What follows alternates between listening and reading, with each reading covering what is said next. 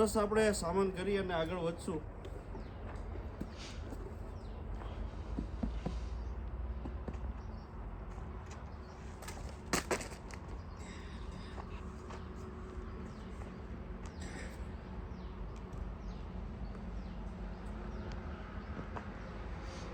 દડી હરખી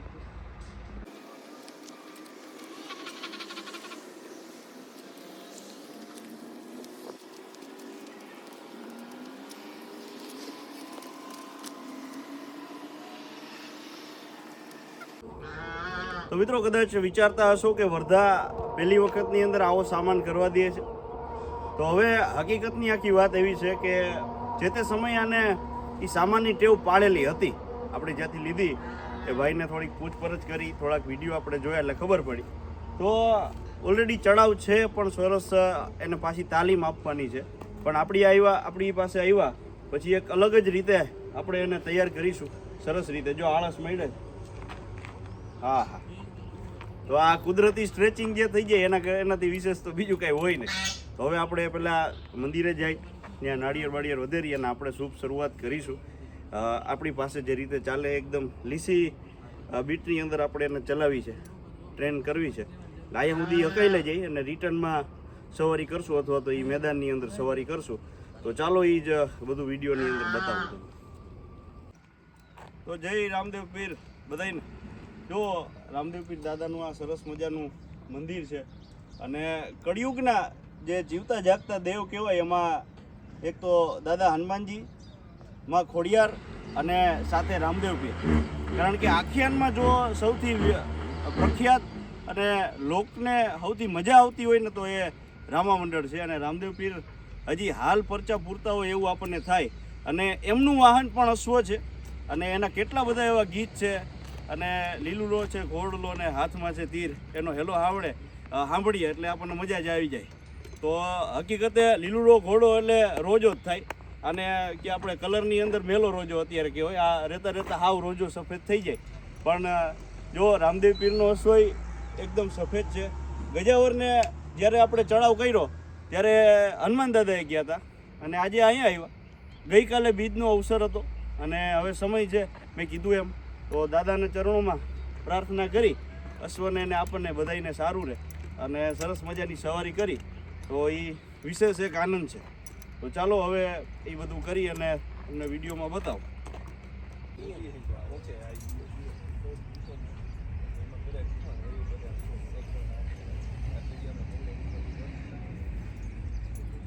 ચાલો મિત્રો, વર્ધાને પણ સરસ રીતે પગે નાળિયેર અડાડીએ અને આપણે શરૂ કરીએ.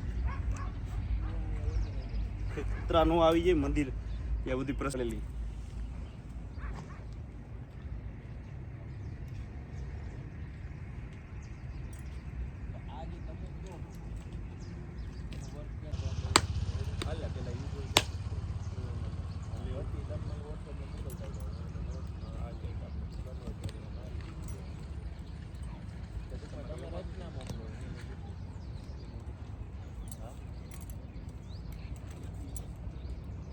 પ્રસાદી આપણે ખવડાવી દઈશું. સાથે આપણે ખાસ કરી હળદરનો પણ ચાંદલો કરીએ હારો હાર.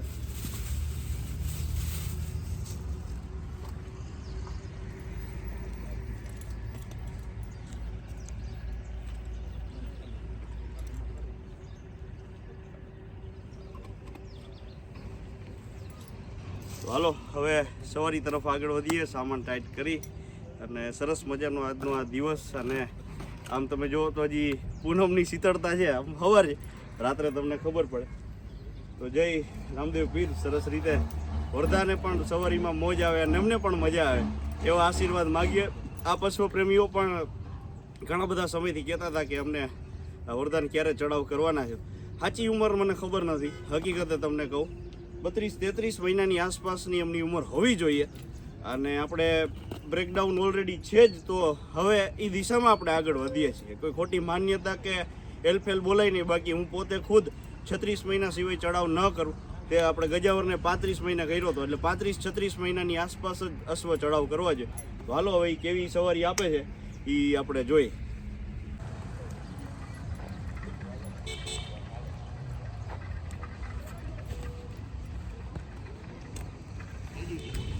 જો માથે બેઠા ભેગું કંઈ કરવું નહીં, મેં કીધું ને ઓલરેડી તાલીમબદ્ધ આ ઘોડી છે. તો હવે એને આપણે ખાસ કેવી હાલે છે એ એક થોડુંક જોવાનું છે, કારણ કે હું આમ હજી સીધો રોડ ઉપર નહીં લઈ જાઉં. અને શરૂઆતના દિવસોમાં આપણે એને એકદમ ધીરે ધીરે ચલાવશું. રેવાલ ચલાવવાનો આમાં કોઈ મને વિચાર છે નહીં, પણ આ રેવાલ હાલે કુદરતી. તો તમે જુઓ.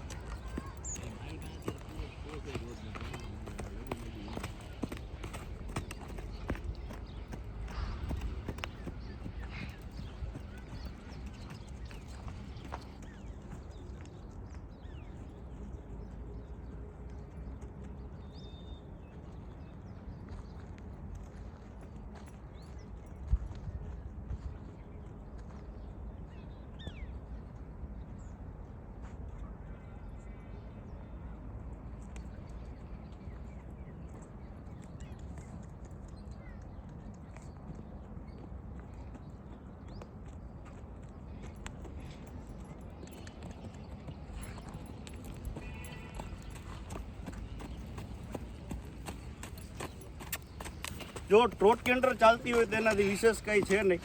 કદાચ આપણે થલ માટે થઈને કોઈ સવાર મૂકવા પડે, બાકી તો એ થલ ચાલે બહુ સરસ રીતે ચાલે છે. એનું પણ એક તમને હું ઉદાહરણ આપું. ફરીથી એમ જાઓ અને આમ રોડે થઈને પાછો આવું, અહીંથી કદાચ તમે નજીકથી વિડીયોમાં જોઈ શકો છો.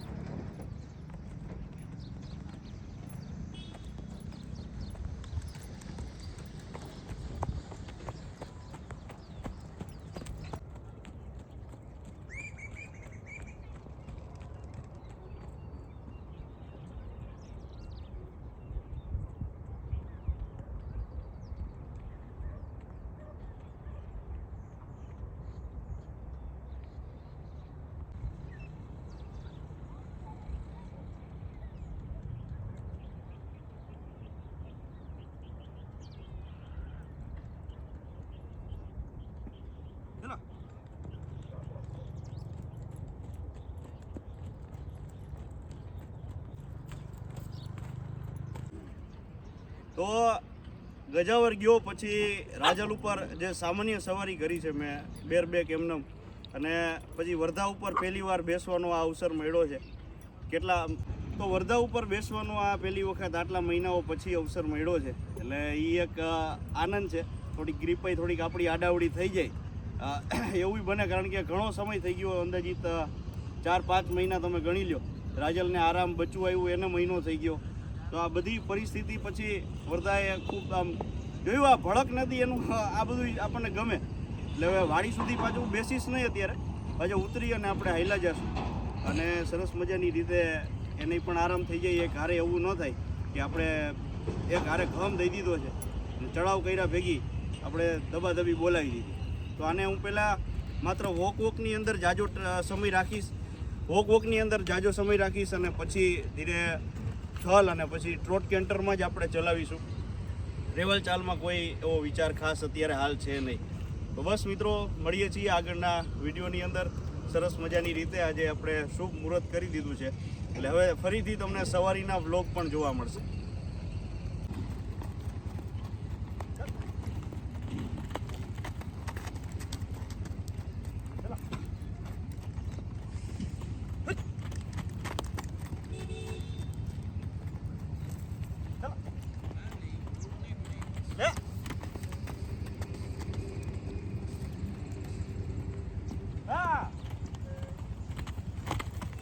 લે પણ ગાંડું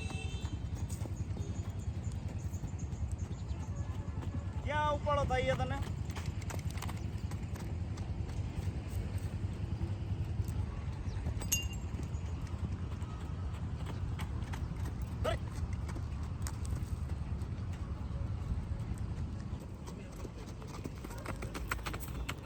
ચલા ગાંડા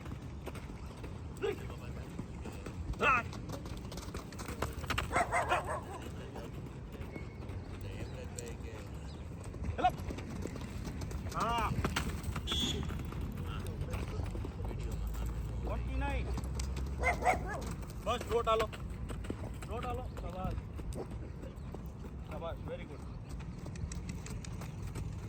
ચાલ ચાલ ચાલ ચાલ ઝડપ ચાલ ચાલ ડોટવા ચાલ ઝડપ ચાલ ને ગેટર નહીં ચાલ ચાલો ગેટર ચાલ ગેટર ये बात चलो हट शाबाश हाँ अधिकार बचे ना पड़े ट्रिक बस रोट आलो ले रोट बस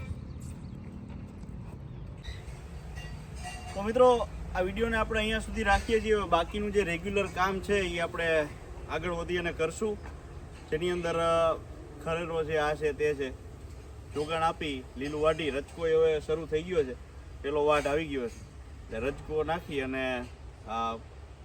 ટૂંકમાં અમારું કામ પૂર્ણ કરશું. તો આ વિડીયોની અંદર આપને કેવું લાગે છે, આપનું મંતવ્ય કેવું છે? ઘણા બધા મિત્રોનો એ સવાલ હતો વર્ધાની ક્યારે ચડાવ કરશો, તો ચડાવ કરી દીધી છે ફાઇનલી. અને બસ હવે આનંદ પ્રમોદ કરવાનું, સવારી કરી અને મજા. તો બેઝિક રાઇડિંગથી આપણે શરૂઆત કરીશું. અને સાથે બીજું એ કેટલાય પૂછતા હતા કે વાંકાનેર શો ક્યારે છે? 26, 27, 28 ડિસેમ્બર 2025 વાંકાનેર શીતળા માતાજીના મંદિરના પટાંગણની અંદર એવું એડ્રેસ છે. એટલે વિશેષ કાંઈ માહિતી હોય તો કાઠિયાવાડી મારવાડી અશ્વ મંડળી એમની ઓફિશિયલ વેબસાઇટ અથવા ઇન્સ્ટાગ્રામ પર એમની બધી વિગતો છે એ જોજો. બાકી મારા ઇન્સ્ટાગ્રામની અંદર પણ કદાચ હું સ્ટોરી મારફતે આપને જણાવીશ અથવા મને મેસેજ કરજો, તો એ કદાચ પોસ્ટર ને એવું મારી પાસે હોય તો હું તમને મોકલી આપીશ. તો અશ્વ શોની અંદર અવશ્યપણે ભાગ લ્યો, જોવા આવો, જાણવા આવો, ઘણી બધી વાતો ત્યાં હશે. વર્ધાને આપણે કદાચ લઈ આવીશું, સમય મળ્યો તો, કામ કંઈ નહીં હોય તો લઈ આવીશું. બાકી કામ પહેલાં અશ્વ તો છે જ, રહેવાના જ છે. બાકી ખાલી મુલાકાત લઈને આપણે આગળ વધશું. તો બસ આ વિડીયોમાં અહીંયા સુધી આ બધા મિત્રોના આશીર્વાદ, અને મળીએ સરસ નવા વિડીયોની અંદર. ધન્યવાદ. ભારત માતા કી જય.